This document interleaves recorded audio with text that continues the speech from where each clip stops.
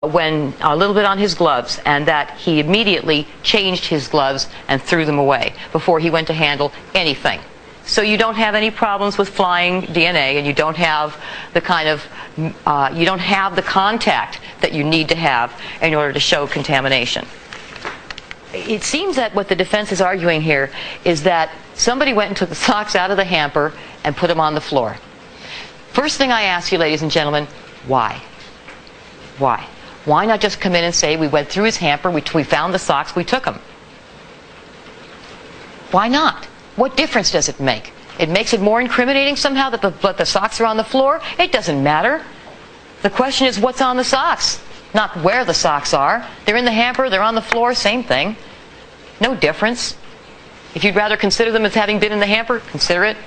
That's not the way he left them, but, you know, what's the point of doing something like that? That's silly.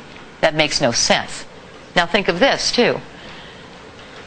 Why would you... It would seem that what they're basically saying, there was no blood on the socks. That's what they're saying, right? Why would you plant a blank pair of socks and then go back 2 months later and say, I forgot I was supposed to plant blood on them. What have I been thinking? I got to go back and put the blood there. Does that make any sense to you at all? I mean, there's no logic to this. This defies common sense. You have to buy this. You have to buy that story, or else the defendant is guilty. That's it.